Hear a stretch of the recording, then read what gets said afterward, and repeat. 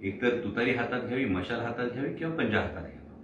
त्यामुळे महाविकास आघाडीचं सरकार येणार हा निर्णय सर्वसामान्य जनतेने घेतलेला जाणार. मोठ्या प्रमाणात सर जाहिरात करण्यात आलेली आहे महायुतीकडून सध्या, आणि महाविकास आघाडीचे ज्या राज्यामध्ये सरकार आहे त्या ठिकाणवरती टीका सुद्धा करण्यात आली. योजना ज्या महाविकास आघाडीने दिल्या प्रामुख्याने कर्नाटक आणि इतर राज्यामध्ये जे महाविकास आघाडीचं सरकार त्यांच्या योजनेबद्दल टीका केलेली आहे जाहिरात. मी आपल्याला एक सर्वसाधारण शहाणी जी आहे ती हीच आहे की जे प्रॉडक्ट विकलं जात नाही त्याची जाहिरात जास्त करावी लागते, आणि त्याच पद्धतीनं महायुतीच्या कारभारावर जनता नाराज आहे आणि त्यामुळे ढोल पिटून पिटून या योजना सांगाव्या लागतात.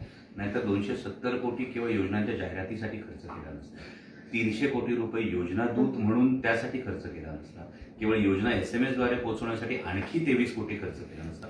हा पैसा कोणी खिशातून देत नाही, हा महाराष्ट्राच्या जनतेचा कर रूपी जो पैसा जातो या पैशातून ही उधळपट्टी होते केवळ सरकारच्या योजना पोहोचवण्यासाठी. आणि जर सरकारला योजना पोहोचवण्यासाठी एवढ्या मोठ्या प्रमाणावर जाहिरातबाजी करावी लागत असेल याचाच अर्थ सर्वसामान्य माणसांपर्यंत या योजना पोहोचलेल्या नाहीत. म्हणजे अगदी परवा सुद्धा आनंदाचा शिधाचं पॅकेट मी पाहिलं, या पॅकेटमधला रवा असेल, बेसन असेल, हे सगळं गुजरातच्या कंपनीकडूनच घ्यावं लागतं. मग नेमका महाराष्ट्रातला हा कररूपी पैसा गोळा करून निवडणुकीच्या तोंडावर तुष्टी करण्यासाठी पुन्हा तुम्ही तिजोरी गुजरातची भरताय, म्हणजे महाराष्ट्राची तिजोरी खाली करून तुम्ही अशा प्रकारे गुजरातची तिजोरी भरताय. परवा म्हणजे काल जो निर्णय घेण्यात आला 5 टोल नाक्यांवरची टोल माफी करण्यात आली, ही टोल माफी करण्याविषयी नक्कीच आनंद आहे, पण ही कुठल्या परिस्थितीत करण्यात आली हे सुद्धा फार महत्वाचं आहे. ही टोल माफी करत असताना सदर कंपनीचं कंत्राट किती दिवसांनी संपणार होतं हे सुद्धा सांगणं गरजेचं आहे.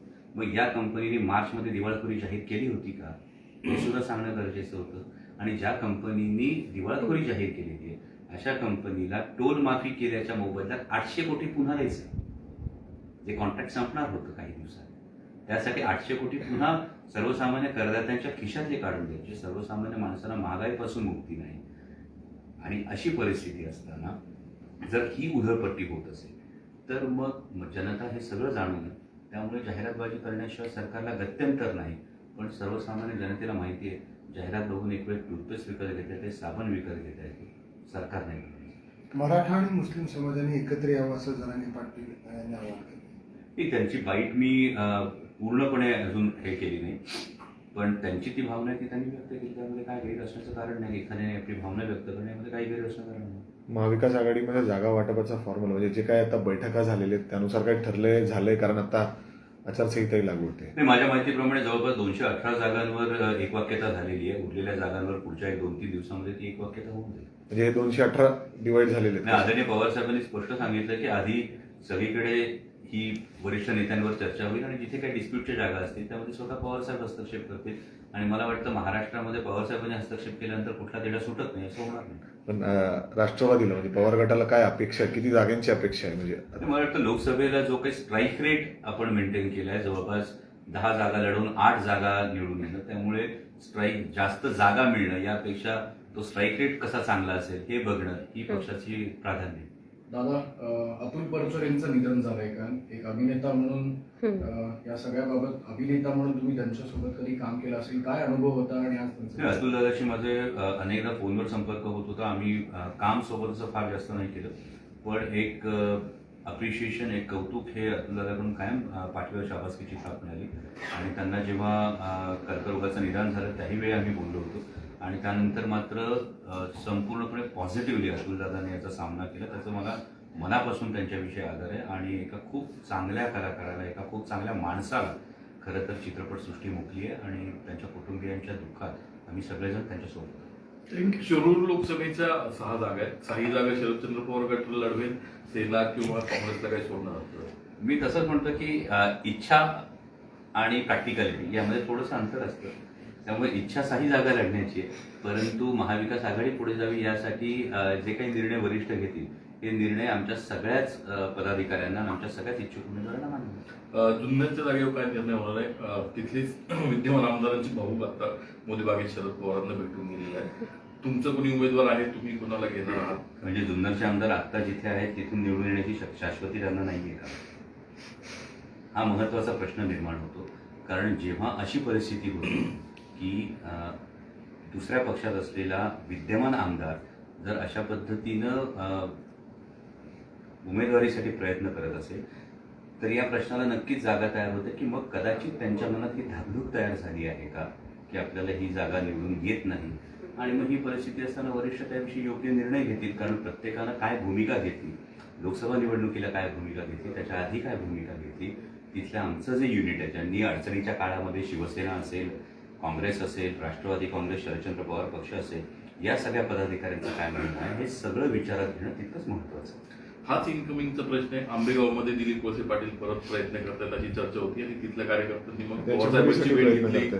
मला वाटतं माझ्याशी तरी इंदापूरला या संदर्भामध्ये माझ्याशी तरी नामदार दिलीपराव वळसे पाटील यांच्या कुठल्याही कार्यकर्त्याची माझ्याशी याबाबत चर्चा झाली नाही. त्यामुळे माझ्याशी जी चर्चा झाली नाही त्याविषयी मी भाष्य करणार इच्छितो. पण इन्कमिंग वरती नाराजी आहे. म्हणजे इंदापूरमध्ये तर जाहीर मेळावा झाला, दौंडमध्ये तीच परिस्थिती आहे, आंबेगावलाही तसं काही वातावरण आहे. नाही, ही प्रत्येकाला आपली भावना व्यक्त करण्याचा नक्कीच अधिकार आहे. पण मी जसं म्हणालो की आदरणीय शरदचंद्रजी पवार साहेब हे सक्षम आहेत या सगळ्या निर्णयांच्या विषयी काय कौल घ्यायचा हे ठरवायला. आणि त्यामुळे आदरणीय पवार साहेब सांगतील ते धोरण आणि बांधतील ते तोरण ही साधी आमची भूमिका आहे. राष्ट्रवादी काँग्रेसमध्ये तुमच्या शरदचंद्र पवारांच्या तुम्ही जागा वाटपावरून तुमच्यामध्ये जयंत पाटलांमध्ये रोहितदादा पवारांमध्ये विसंवाद दिसतोय. तुम्ही चिंचवडची एक नाव लावून धरलेलं आहे, त्यातली दुसरं नाव लावून धरलेलं आहे. काय हे बघा, मला वाटतं की बाजारात होत असणाऱ्या चर्चांवर विश्वास ठेवण्यापेक्षा एक वस्तुस्थिती आहे की आदरणीय जयंत पाटील साहेब हे आमचे प्रदेशाध्यक्ष आहेत. त्यांच्या नेतृत्वात आम्ही लोकसभेची निवडणूक लढतोय. त्याला 80% स्ट्राईक रेट हा मिळालेला आहे आणि त्यामुळे प्रदेशाध्यक्षांचा जो निर्णय असेल हा प्रदेशाध्यक्षांचा निर्णयाचा आदर करणं हे आमच्यासारख्या कार्यकर्त्यांचं काम आहे. आणि दुसरीकडे राष्ट्रवादी काँग्रेस शरदचंद्र पवार पक्षामध्ये सुसंवाद आहे आणि त्यामुळे आदरणीय पवार साहेबांकडे सुद्धा या गोष्टी आम्ही चर्चा करू शकतो आणि आदरणीय पवार साहेब जो निर्णय घेतील तो सगळ्यांना मान्य असणार. झारखंड आणि महाराष्ट्राची निवडणुकीनंतर लागेल असं काही सूत्रांकडून समजल्यानंतर पक्षाची राष्ट्रवादी काँग्रेस शरदचंद्र पवार पक्षाची तयारी तर पूर्ण झालेली आहे. म्हणजे अगदी उमेदवार निश्चिती, आदरणीय पवार साहेब, प्रदेशाध्यक्ष जयंत पाटील साहेब आणि पार्लमेंटरी बोर्ड हे सगळे जवळपास अंतिम टप्प्यात ही गोष्ट आहे. आपण सगळ्यांनी पाहिलं असेल की इच्छुकांच्या ज्या मुलाखती झाल्या जवळपास 1600 अर्ज हे राष्ट्रवादी काँग्रेस शरदचंद्र पवार पक्षाकडे आले. म्हणजे 2 जुलैला जी परिस्थिती होती की आता काय 40 आमदार गेल्यावर काय, तर मला वाटतं महाराष्ट्रातल्या जनतेनं लोकसभा निवडणुकीमध्ये जो विश्वास आदरणीय शरदचंद्रजी पवार साहेबांवर, माननीय उद्धवसाहेब ठाकरेंवर आणि एकूणच महाविकास आघाडीवर जो दाखवला त्याचा हा परिपाक आहे की आदरणीय पवारसाहेबांच्या नेतृत्वाखाली लढण्यासाठी तब्बल 1600 जण हे इच्छुक आहेत आणि याची छाननी होऊन निवडणुकीची सोय म्हणून या गोष्टी केल्यात का ही शंका आहे. 12 आमदारांपैकी 7च आमदारांचा एकतर शपथविधी होतो आणि 7 आमदार नामनिर्देशित करत असताना यामध्ये निवडणुकीच्या दृष्टीनं काही निर्णय घेतले गेलेले आहेत. हे या आमदारांच्या जर एकूण आपण नावं बघितली तर ही गोष्ट स्पष्ट होते. काल पश्चिम महाराष्ट्रातनं संजीव राजे आणि दीपक चव्हाण तुमच्याकडे आलेले आहेत. एक मोठी ताकद परत पश्चिम महाराष्ट्रात उभी राहते असं वाटतंय या निमित्तानं. केवळ पश्चिम महाराष्ट्रात नाही, संपूर्ण महाराष्ट्रातच ही मोठी ताकद उभी राहते आणि ही उभी राहत असताना पक्षाची जी भूमिका आहे ही पक्षाची भूमिका ज्यांनी अडचणीच्या काळामध्ये पक्षाला मदत केली, ज्या ठिकाणी युनिट कमी दिसतंय या ठिकाणी फक्त इन्कमिंग हे आपल्याला होताना दिसतंय आणि नक्कीच संजीवराजे निंबाळकर आणि दीपक चव्हाण यांच्या येण्यामुळे ताकद ही फलटण विधानसभा मतदारसंघामध्ये नक्कीच वाढेल. मुळात फलटणकरांनी फलटण विधानसभेने सुद्धा लोकसभा निवडणुकीत खासदार धैर्यशील मोहिते पाटील यांना फार चांगला पाठिंबा दिला. जेमतेम माझ्या माहितीप्रमाणे 800,000 मतांचं इकडे तिकडे गणित झालं असेल, पण हा पाठिंबा फार मोठा होता आणि नक्कीच फलटणकरांच्या मनात काय आहे हे लोकसभा निवडणुकीलाच दिसलं होतं आणि त्यानुसार त्यांनी हा जो निर्णय घेतला त्याबद्दल त्यांचं पक्षाच्या वतीने स्वागतच करतो. आज विलास लांडे देखील भेटून गेलेले आहेत भोसरीचे. शिरूर मतदारसंघात येतं ते भोसरी असेल किंवा इतर असतील. काय पिंपरी चिंचवडमध्ये अमोल कोल्हेंचं खास लक्ष आहे? काय पिंपरी चिंचवडमध्ये रणनीती आखली आहे? तुमच्या जवळच्या मित्रांचं देखील नाव समोर येते. यामध्ये पिंपरी चिंचवड मधले 3ही विधानसभा मतदारसंघांमध्ये महाविकास आघाडीचे आमदार व्हावे यासाठी आपण आटोकाट प्रयत्न करतो. कारण एकूणच सगळ्या स्थानिक स्वराज्य संस्थांकडे जर बघितलं तर 2.5-3 वर्ष इथे निवडणुका नाहीत. इथे लोकांना महापालिकेमध्ये, जिल्हा परिषदांमध्ये लोकप्रतिनिधी नाही आणि ही परिस्थिती बदलायच्या दृष्टीनं पावलं टाकत असताना तिथे महाविकास आघाडीचे आमदार असणं आणि ते निवडून आणणं याला आमचं प्राधान्य आहे. विशेष म्हणजे विलास लांडेंनी सांगितलंय की शिरूरसाठी त्यांनी तुमचं काम केलं होतं, म्हणजे दादांकडे असतानाही त्यांनी तुमचं काम केलं होतं, हे ते आज सांगतायत. त्याचा बाईट मी पाहिलेला नाहीये, परंतु सगळ्याच युनिटने काम केलं आणि हे होत असताना तब्बल 1,40,000 मतांची जी आघाडी शिरूर लोकसभा मतदारसंघाने दिली, यामध्ये अत्यंत विपरीत परिस्थितीमध्ये मोठी मोठी आव्हानं समोर असताना ही निवडणूक लढली गेली.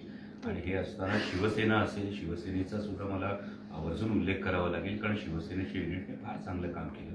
कारण 2019ला ज्या भोसरी विधानसभा मतदारसंघामध्ये तब्बल 37,000ची पिछाडी होती, तिथे ती पिछाडी मोडून काढत जेमतेम 8-8,500 आणण्यामध्ये भोसरीतल्या शिवसेनेच्या युनिटचं खरंच चांगलं योगदान हे मान्य करावंच लागेल. याच पद्धतीनं खेड आळंदीमध्ये असेल, जुन्नरमध्ये असेल, आपेगावमध्ये असेल, हडपसरमध्ये असेल, या सगळ्याच ठिकाणी लोकसभा निवडणूक ज्या पद्धतीने महाविकास आघाडी म्हणून एकत्रित, इंडिया आघाडी म्हणून एकत्रित लढली, याच पद्धतीने विधानसभा निवडणूक सुद्धा लढवली जाईल अशा अपेक्षा.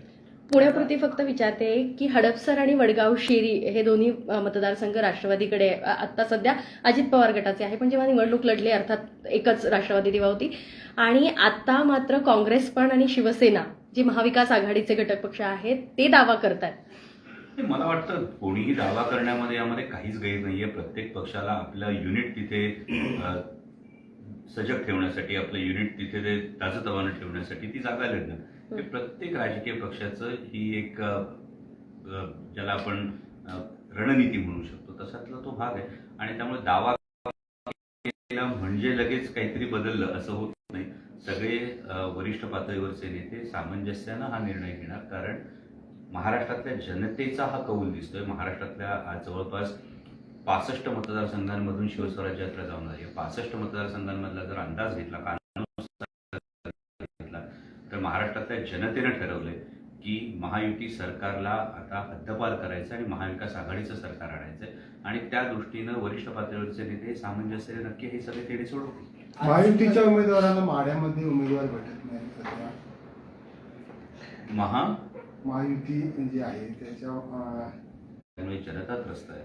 आणि हे सगळं असताना जी केवळ योजनांची खैरात होते ती कितपत पुढे चालेल, कारण तिजोरीवर एवढा ताण तिजोरी कितपत सहन करणार हे सर्वसामान्य जनतेला कळतं. जनता सुज्ञ आहे आणि त्यामुळे हे आत्ताचे लोकप्रतिनिधी असतील, संभाव्य महायुतीचे उमेदवार असतील, हे गावागावात गेल्यानंतर त्यांनाही कानोसा येतात. प्रत्येकजण माणसांमध्ये असतो, लोकांमध्ये असतो, आणि लोकांमधला जो एक आवाज आहे, जो रोष आहे महायुतीविषयीचा, त्यांना कळतो आणि त्यामुळे त्यांना उमेदवार मिळवताना सुद्धा अडचण होते, स्वाभाविक.